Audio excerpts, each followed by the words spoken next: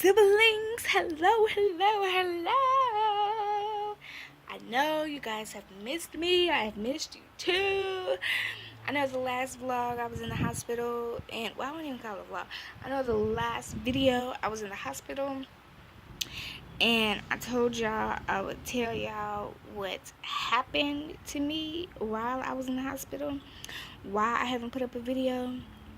Now, disclaimer, I'm outside, so you will hear cars going back and forth. I might make this a two-part video. I might not. I might just give y'all the major key points and what happened and whatever. So, I went into the hospital December 29th for a sickle cell crisis. And this is actually mainly for all my warriors because, excuse me, that was so unladylike. This video goes specifically out to my warriors because I don't want to see another person go through what I went through if they have a port. So,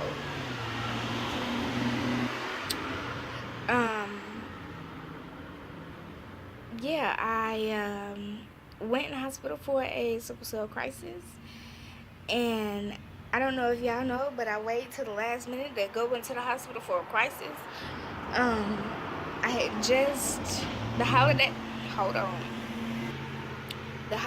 had just passed. I had just celebrated my mother's birthday, my uncle's birthday, my niece's birthday, Christmas, and Thanksgiving. And I had a birthday coming up the 1st of January.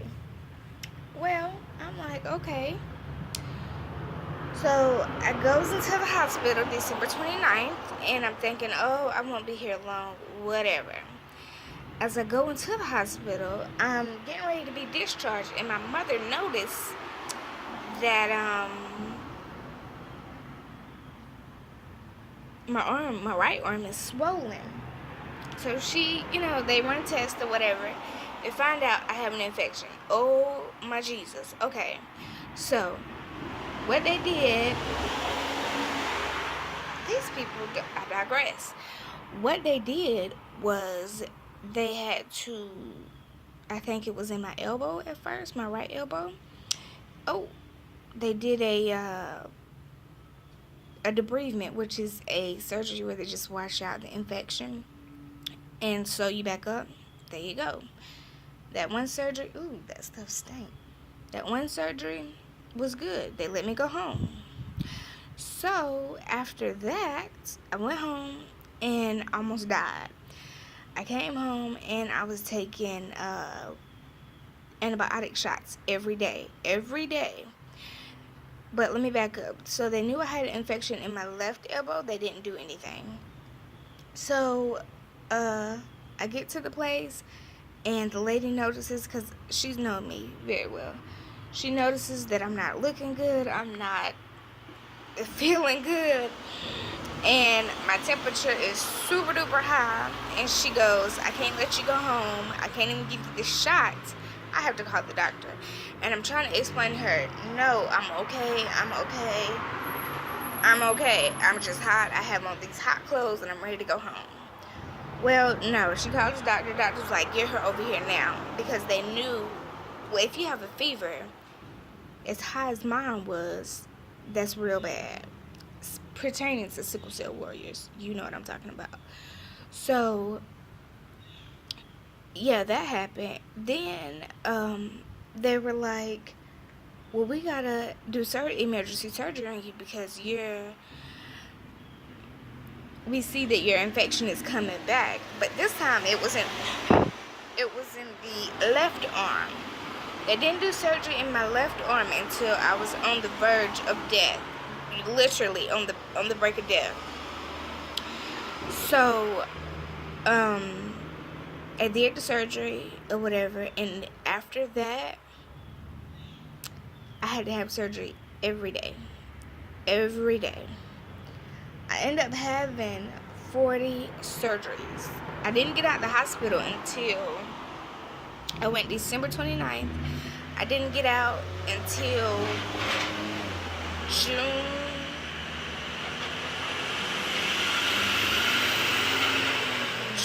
27th? No, April 27th. Oh my gosh. April 27th. I didn't get out to April 27th. In the meantime, I had to learn how to walk. I had to have surgery every single day. Every single day on both shoulders, both elbows. And it got so bad to where what happened was the nurse did not scrub my port well enough, so the infection spread it. They knew it spread it, but they didn't do anything about it. And so they had ended up taking my port out. Mind you, I was in such danger that the doctor did not want to risk taking me to emergency surgery, like to an emergency surgery room, and doing all that stuff, because you have to go through pre-op, and stuff like that. The doctor literally, and he's not even a surgeon, the doctor literally called a surgeon down and had him assist him to take the port out. Y'all, I was awake for the whole entire thing. Like, he cut me, he pulled it out, and in that same process, he put an IV, like, up, I wish I could tell you, get out of my face, up my leg, literally, up my leg. So I couldn't even get out of bed because I had that in my leg. So I had to get an IV every day because I'm on strong antibiotics. I'm getting anesthesia every day. I'm getting pain medicine every day, every hour, on the hour. I was getting a lot of stuff, plus fluids. So my little veins, they weren't lasting. They were not lasting. So I had to get an IV every day, basically. And in that process, I had to learn how to walk.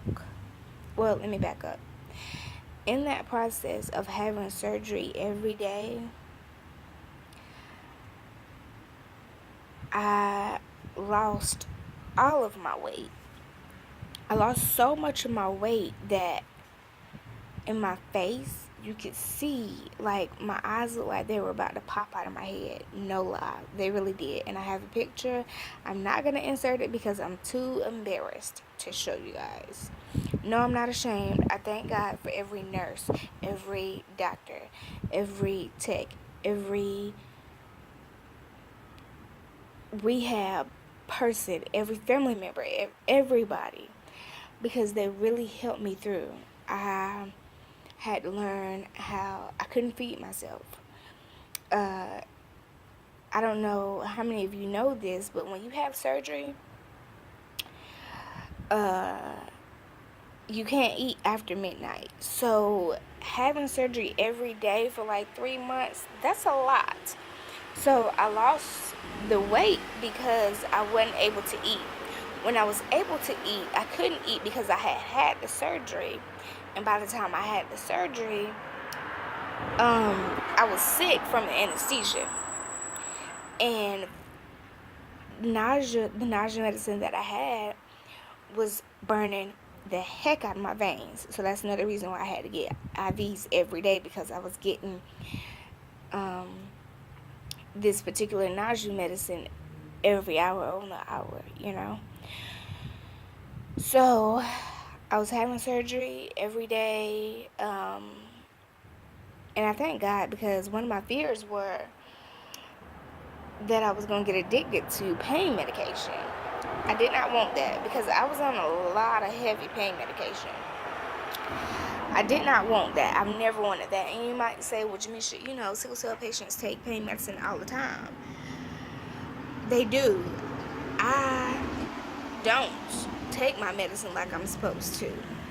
Yes, fuss at me down in the comments. I don't care. I don't want to be addicted to that stuff. That's some heavy stuff. I digress. So, yeah, having surgery every day, and sometimes my surgery will be scheduled. I wouldn't have a surgery room until like 2 or 3 o'clock in the afternoon. So I would go days without eating, in order, if I would eat, it would be nibble, and if I could eat, somebody had to feed it to me, because I'm having surgery on shoulders, both elbows. I had tubes, 2 tubes each on both shoulders, both elbows, coming out of my legs, coming out of my nose, IVs everywhere, tubes coming out of my chest, things wrapped around my legs. Like, my legs, I had lost so much weight that I had to learn how to walk again. My mom had actually, one day I was using the bathroom and she was like, Jamisha, your legs are so tiny. And I'm like, oh, I'm thinking she, nothing. Well, they take the things off my legs, and I'm looking at my legs like, these cannot be my legs. They were my legs, y'all. They were my legs. So, while in the hospital, I had to learn how to walk, I actually, just a few months ago, just learned how to feed myself again. A couple of weeks ago, I just learned how to shower myself again. Like, different little things I had to learn how to do again. So, yeah, and now I can't even use my right arm at all.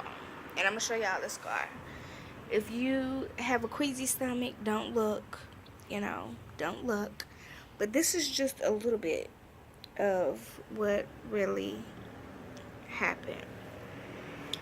So, yeah, I have a rod in my arm because my arm kept getting infected. My right arm kept getting infected. So I tell y'all this story to say this to all my warriors. If you have a port, please make sure that the nurse is scrubbing that hub till the wheels fall off. Now, you may say, well, Jamisha, that's your fault. No, ma'am, it's not. And I tell you why. Because I was too sedated to watch her give me medicine. And she had to give me the medicine because it was an antibiotic. It was an antibiotic. It was something that I needed. So I was too medicated to even see if she cleaned it. See if they cleaned it. When they took the port out, they figured out that's where I got the infection from. So yeah, I say this, y'all, please, please, please. I almost lost my life every single day. Every day. Because the infection was just that bad. I cannot use my right arm at all. I can only use my left arm to a certain extent. I struggle every day to get out of the bed, get into the bed, brush my teeth, wash my face, put earrings on, put lotion on. Drinking out of a cup is a simple task. It's simple, but it's a hard task. I have to drink out of a cup with a straw, or somebody has to hold the cup all the way up so I can get all of my fluid. In that process, I came home,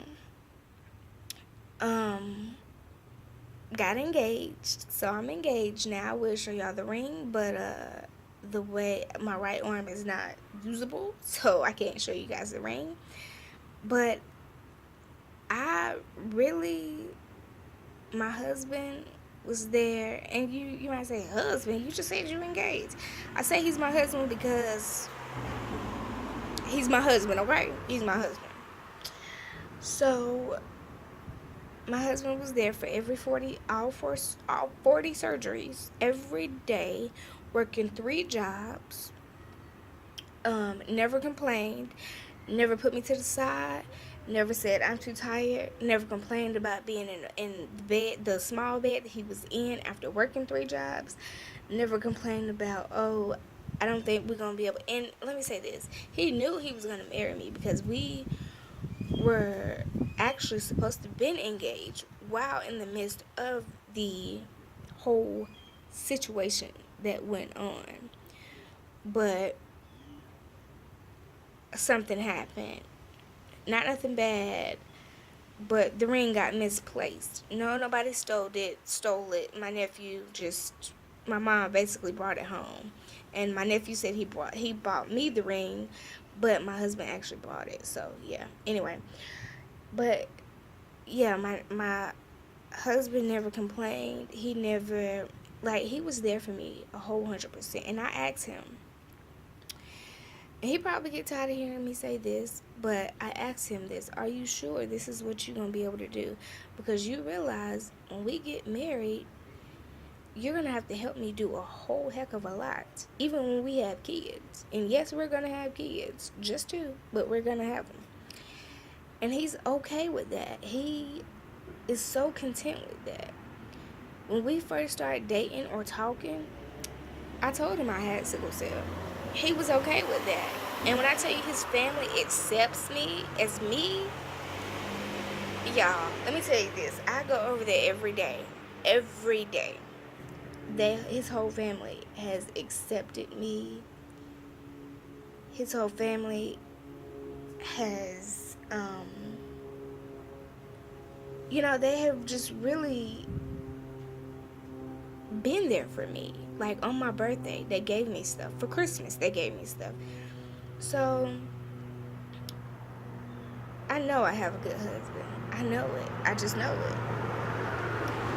But, I go over there every day, and I be tired when I come home. Because I laugh so hard, and I've explained this to them. I have pain every day. Every day. Whether it's sickle cell pain or not. I have less sickle cell pain, more pain from the surgery. When I went to go see the surgeon about my arms, they told me I would never be able to use my arms. I went to go see my in-laws, and they put a big smile on my face and told me, the doctor said this, but God has another thing. Yes, my mom's a preacher. She told me the same thing, but to hear that from them, and they don't say, oh, well, my brother don't need to marry you. If he gonna have to drop everything and do stuff for you, he don't, they accepted me for me and all of me and everything after the surgery. I just got to the hospital the other day. They called me. They checked on me. They made sure I was okay. They made sure I didn't need anything. And we just had death in the family. And they still made sure I was okay. I just want to say that because my time is running out. So, thank you guys for sticking with me. Thank you guys for not leaving me. I love you guys. I want to thank you guys. I will see you guys later. Keep me in your prayers, because I'm definitely needed. I will definitely introduce you to my soon-to-be husband, my in-laws, all that, because, oh my gosh, they've been so good to me. So good to me. But anyway, I'm running out of time. So, yeah. I will see you guys later. I love you guys. I don't know when the next video will be up because, like I said, I'm having trouble with my arms. And I'm about to have another surgery. So, just pray for me. If you don't see a video, pray for me. So, like I said, I love you guys. I will see you guys later. Thanks for watching. Thanks for standing by me and all that. So, I will see you guys later. Love you, siblings. Bye.